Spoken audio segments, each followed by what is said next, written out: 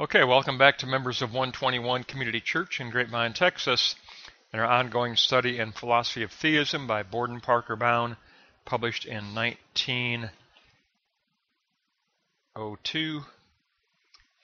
And we come to the chapter 3, which will take us to the middle of the book.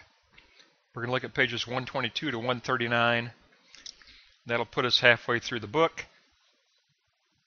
But we're going to look at world ground as personal. So it's a very significant chapter, even though it is a very short chapter. It is essential for Boston personalism when you define world ground as personal. So it's important, although a very short chapter. Let's take a look at block 1, infinite consciousness in itself. And under initial positing, we must negate the notion of an impersonal spirit as ground. If the world ground is intelligent, and if the world ground is rational, it must also be conscious and personal.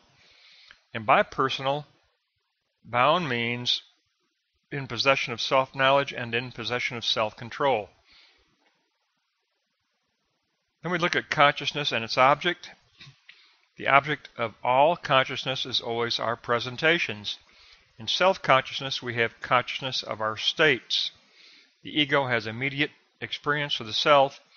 The non-ego equals the sum of mental presentations. So our conclusive note 3, self-knowing personality and consciousness of active presentations equals form of personality. Each person sets all objects over against himself. These become the coexisting concepts as the form through which consciousness arises. Self-consciousness depends on the ability of the subject to grasp its own states and to grasp its own thoughts. The object of infinite consciousness is the infinite himself, a self-knowing God, a self-controlling and a self-knowing God.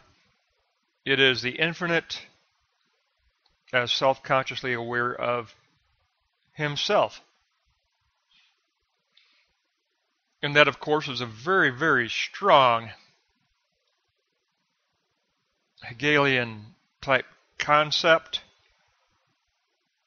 but Bowne will clarify that for us. So let's go on to block 2, and let's take a look at the practical object as the infinite himself. First of all, personality as possibility. God is absolutely determinate of all his states. Absolute knowledge and absolute self-possession are found in the absolute being. Finite personality is a reflective image of the absolute personality. So under absolute being, the absolute exists out of all relations. The absolute always will comprise all possible modes of existence. The absolute is the independent ground of finite things and finite reality. Therefore, our conclusive statement is that personality is possible plus absolute being equals absolute as person, absolute as personality, as the rational connection of all factors directed toward a eschatological end. This world ground must transition to the notion of religious concept now, says Bowne. So we have looked at the concept of infinite consciousness and what that means, and how that must be the object of infinite consciousness as the infinite himself. So we look at that practical object of the infinite himself, and we discover that the absolute must be considered the independent ground of all finitude, the world ground of all finitude, and that forces us to take up religious concepts. So let's move on to block 3, infinite consciousness and practical unfolding toward teleology end equals the divine attributes of the world ground. Now we're going to take up religious concept and religious attributes. Like I said, it's a short but a very important chapter. Implications of reason. We must examine metaphysical and ethical content The metaphysical addresses God as first cause. The ethical addresses God's character. So under the metaphysical and the ethical, the metaphysical addresses God's nature of God himself, and the ethical addresses God's will. We use God and world ground interchangeably now, says Bowne, so we're arriving at the concept or the category or the notion of God. Then under note 3, implications plus metaphysical content equal the unity of the world ground. Unity of world ground is our first metaphysical attribute. The true reality is the uncompounded eidos ideas arranged as system. These eidos ideas admit of no division. In other words, they are causal units. Remember our metaphysics. They are causal units that are arranged in system, which becomes an aggregate causal unit that we posit as the real, that we systematize and posit as the real. So the eidos ideas admit of no division. They are those causal units. They're uncompounded eidos ideas. And so, as I said, this is an extremely important chapter, and I'm sure that you can tell that it really does run parallel to his metaphysics. It runs parallel to Bowne's ethics. It includes both, because we know that everything in this particular manuscript is addressing theism as the third moment of his overarching triad of metaphysics for first moment, ethics for second moment, and theism for third moment. This is an unfolding of the third moment.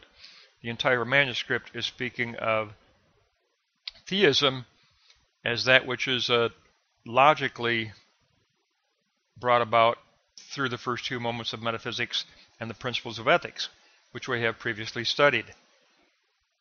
And it culminates, our last lesson was huge on intelligibility, but it kind of culminates in understanding God as a personal God, as personal spirit, as personal world ground, as personality. And what that means to say that God as world ground is personality. Because that implies consciousness, that implies self-consciousness, that implies intelligibility, which we had previously in the previous lesson, and it also implies will, not just knowing, but also the divine will. So all of these aspects of world ground as personal come into focus in this lesson, and they become critically important for us to understand, to really grasp the significance of the larger project. And that larger project is, of course, metaphysics passing through ethics to reach theism. But the key point in all of this, now that we're halfway through the book, we've made it to page 139, is that we're going to be looking at a composite. And in the composite, we're going to take a look at the central triad of theism.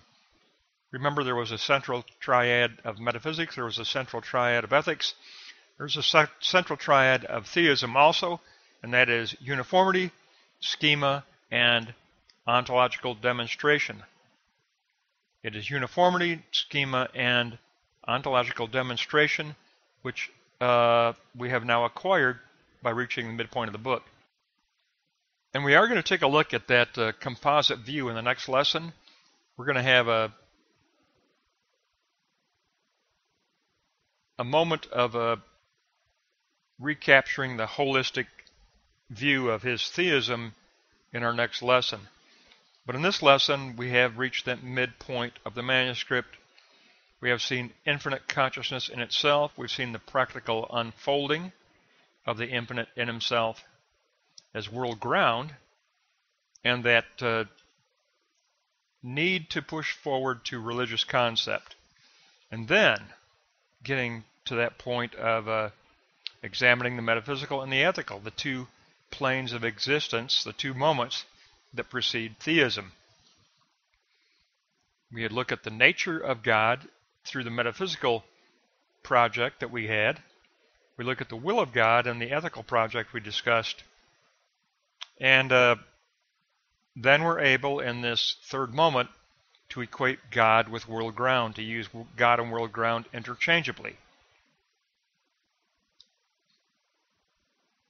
But it all comes down to that unification, that it is the unity of world ground that is taking place in the self-consciousness of infinite consciousness.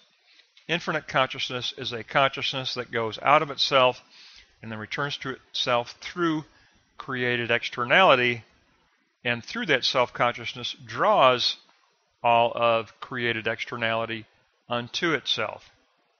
So the unity of world ground is the process that's taking place for Bowne.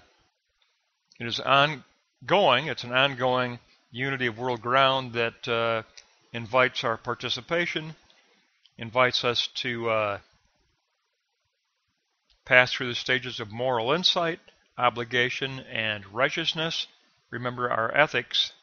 We pass through moral insight, obligation, and systemization under the dialectic of righteousness. And that leads us even further now to this third moment, where we're midway in this third moment, and now we're looking at another triad, a parallel triad to the ethical triad. And this triad is uniformity, schema, and ontological demonstration. So very critical and very powerful teaching in this chapter, essential teaching in this chapter, really. But if you go up to, let's go back to Block 2 just momentarily and take a look at Block 2, Note 2, where Bowne tells us how the Absolute unfolds. The Absolute exists out of all relations. It unfolds as those interrelated aspects of reality. It will always comprise all modes of existence, all states of mind, and it is independent ground, the unifying ground and independent ground of all finitude,